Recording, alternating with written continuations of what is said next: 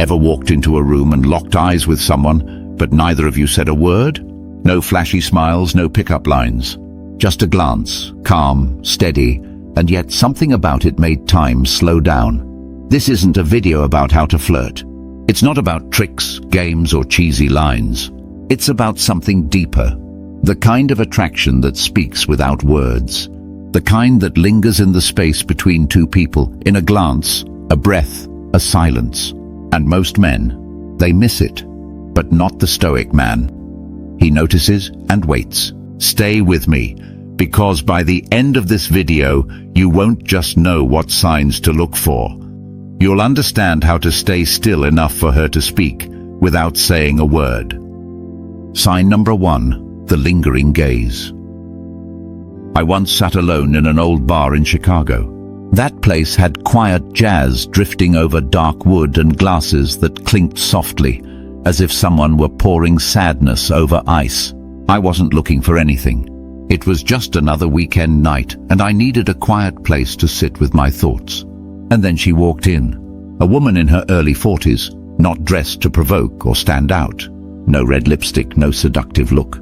Just a grey wool coat, softly curled hair, and a calm face as if she had just stepped out of an unfinished novel. I happened to look up and met that gaze. Not the kind of glance people usually steal and then turn away. Not the kind of look that sizes you up in a few short seconds, but a gaze that stopped, stayed. Like when you pass a painting and something about it makes you pause. Not loud, not obvious. Just, you know something is happening. There's one thing many men don't understand. A woman's eyes don't speak plainly, but they never lie. They're not like flirty texts or sweet lines on Tinder. They are a primal language, deeper than words, and if you rush it, you'll break it before it even forms.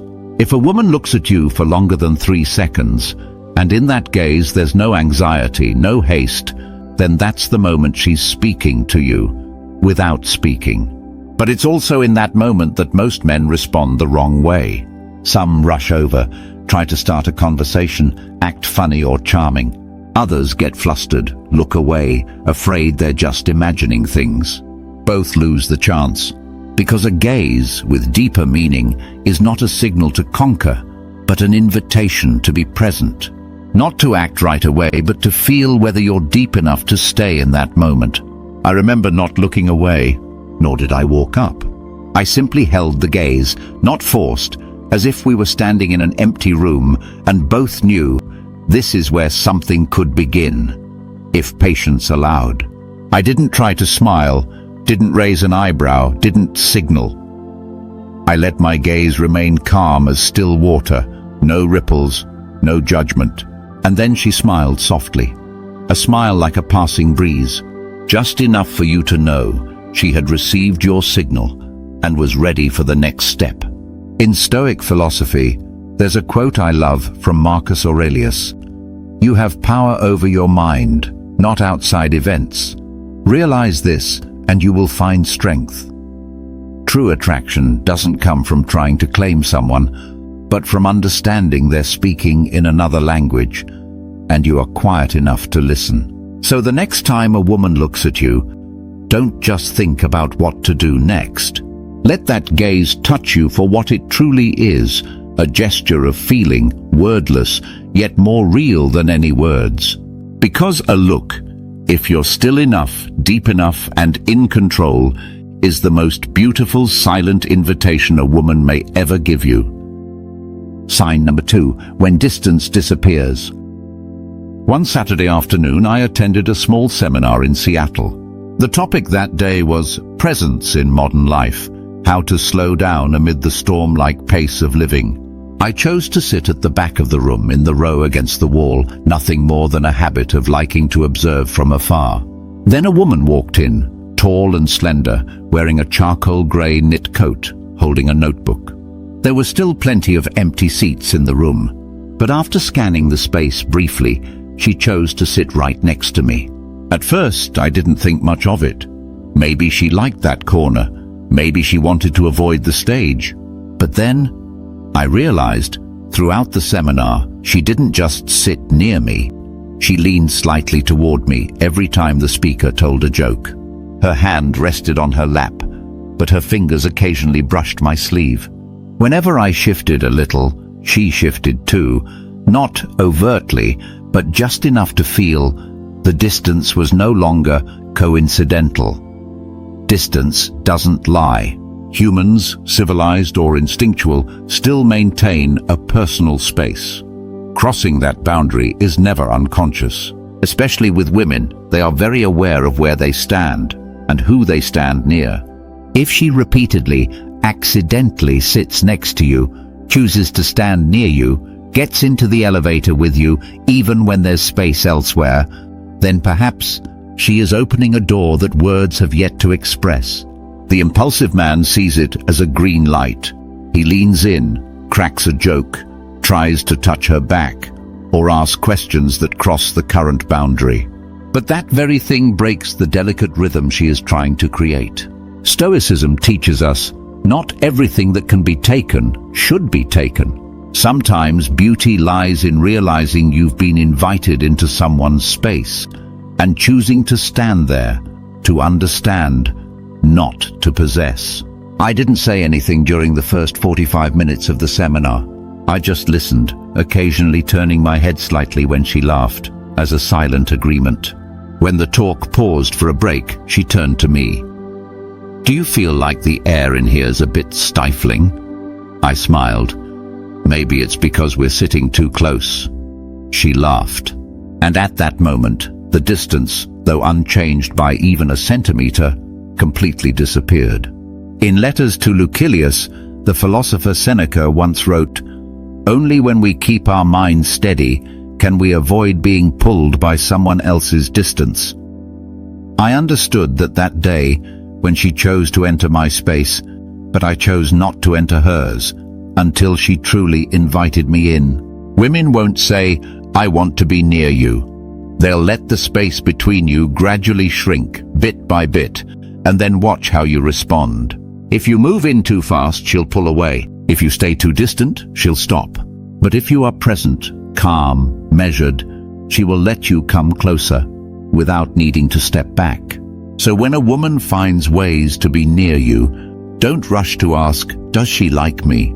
Ask yourself, "Am I calm enough to remain in this closeness without needing to turn it into something more right now?" Because the space between two bodies can easily be erased. But the distance between two souls can only be shortened by subtlety, patience, and a heart mature enough not to hurry. Sign number 3, accidental touches that repeat. One Sunday afternoon, I dropped into an independent bookstore in the Mission District, San Francisco. A small shop, low wooden ceiling, books stacked at random, scented with old paper and lightly roasted coffee. I was flipping through a book by Rilke when her hand reached out at the same time, gently brushing the back of mine. We both smiled politely, the kind of smile anyone would give when bumping into someone in a small space. I nodded and stepped back to let her in, but instead of picking up the book and walking away, she stood beside me. Then said, "Do you like poetry?" I replied simply, "When there's someone still enough to listen." After a short exchange of words, I turned away for a moment to take a phone call. When I turned back, she was still standing there. Then, while pointing at another book title, she brushed my elbow again. Later, still laughing at a comment I made, her hand playfully tapped my chest. 3 times, not hard, not long, but definitely intentional. Touch is a primal language. It came before speech, when we hadn't yet learned to make sounds. And because of that, it's the most honest, no embellishment, no script.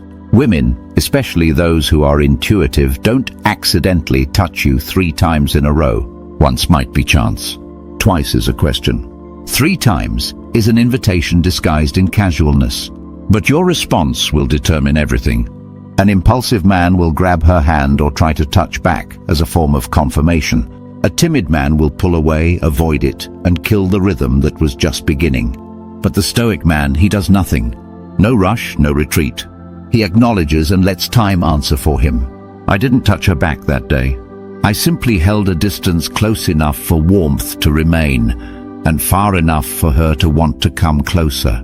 I didn't find an excuse to prolong the conversation, nor did I ask for her number. We said goodbye with a nod, as if all that had been said needed no more words. And 2 days later, she returned to the shop. Same time, same aisle. This time, she was the one to ask, "Do you come here often?" Seneca once wrote, "We possess nothing by clinging, but only truly keep what we can let go at the right moment." A touch is not a declaration. It is a door slightly ajar, enough to let in light, but not for you to barge through. You must stand there, waiting for the one inside to invite you in. And the condition for that is that you're patient enough not to destroy that subtlety with impatient desire. Touch is a feeling, not an action. It's how she checks if you are aware within your own body. If you can control your hands, or if they are slaves to instinct. If you can endure closeness without needing to possess. If you are a man who lives by Stoic spirit, you don't respond with your hands. You let your presence respond. You don't pull away because you're not afraid of emotion. You don't lunge forward because you're not ruled by emotion. You remain present like a rock in warm, flowing water. If she wants to linger longer, she will return. And next time, that hand may not only touch but hold. Sign number 4, the whispering voice. I once attended a book launch in Brooklyn. A small cafe with warm yellow lights and the soft scent of cinnamon waffles in the air. The author was an older woman, grey-haired with a deep and warm voice, sharing about the novel she wrote during the time she lost her mother. I sat at the far back table, next to a young woman, wearing a cream-colored cardigan, holding a steaming latte. We just exchanged polite nods at the beginning and then remained silent for 20 minutes, until the author said a sentence. Death doesn't take away the person you love. It only makes them silent. I heard a soft breath beside me. I turned and saw her eyes gently welling up. I like that line, she said very softly. Not because she was afraid of disturbing others, but because when something touches the deepest part of the heart, people can't speak loudly. When a woman begins to speak to you in a lower voice, slower, more privately, it's not because she's shy. It's because she's pulling you away from the crowd. She's trying to create a small world, just you and her, to see if you're present enough to step into it. The impulsive man will lean in too close, or misinterpret, thinking a soft voice is an invitation. But the Stoic man, he doesn't move a single step closer. He does only one thing. He remains fully present. He doesn't interrupt. He doesn't try to say something clever. He lets her voice unfold, like music meant only for ears that truly listen. Science has long proven when women speak to someone they're attracted to, their voice is often lower, soft and slow. It's not a tactic. It's instinct to create intimacy and stir emotion. That voice, not clothing, is what most deeply touches a man's imagination. I asked the girl at the book launch that day, "Have you ever lost someone?" She paused for a moment, then nodded. "My brother, car accident 2 years ago." Her voice remained low, almost a whisper, but I heard every word, as if it didn't pass through my ears, but struck directly into my chest. And in that moment I knew she wasn't speaking to converse, she was speaking to connect. Stoicism doesn't teach us how to read others. It teaches us not to react too quickly, to let every sound have a chance to fully echo before we interrupt it with our own assumptions. Seneca once wrote, "Let not your words outrun your thoughts, and let not your reaction outpace your presence." When a woman changes her voice with you, don't be quick to assume she's flirting. Ask yourself, does she feel safe enough to open up? Or is she testing if you're deep enough to hold silence? Because sometimes the most alluring thing in the world isn't a body. It's a soul brave enough to speak the truth to someone slow enough to hear it. Sign number 5, playful challenge. I once attended a contemporary art exhibition in Soho, New York. The kind of art that makes you squint and wonder, is this genius or just careless paint?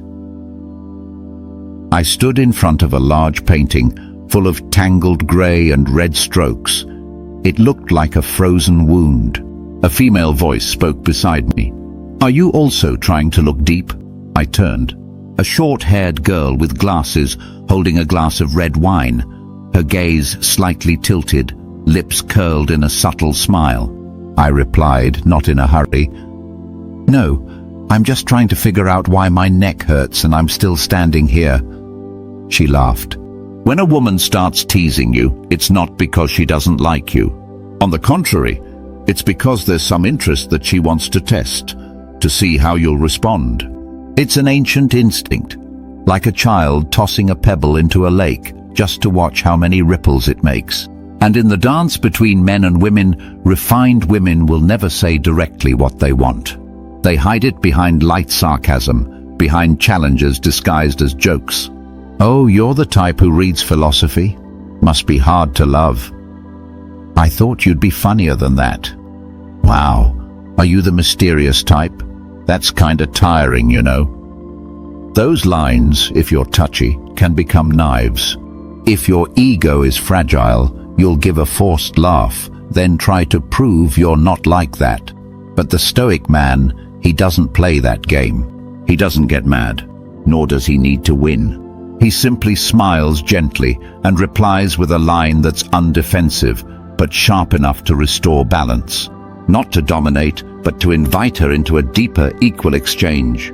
She, "You're probably not someone who lives by emotions, right?" He, "I live by emotions that have been filtered of panic." Stoicism is not indifference. It is inner strength. It's knowing that no teasing remark can shake you from your centeredness. And when you don't waver, you become different in a woman's eyes. Seneca wrote, "We cannot control the tongues of others, but we can always master our response." Women test you, not because they want you to change. They just want to know, are you sure you are who you say you are? The girl at the gallery asked me, "Do you think this piece deserves to be in a museum?" I replied, "Depends whether it's hung for reflection or to let it reflect the viewers." She laughed. "Do you always answer like you're writing an essay?" I shrugged. "Only when the question isn't ordinary." We didn't need to flirt. We challenged each other, with wit, with presence, with gazes unafraid of being flipped. And at the end of the evening, she was the one who said, "I'm not sure I understand you, but I want to." If she teases you, don't avoid it. If she mocks you, don't get angry. If she challenges you, don't become defensive.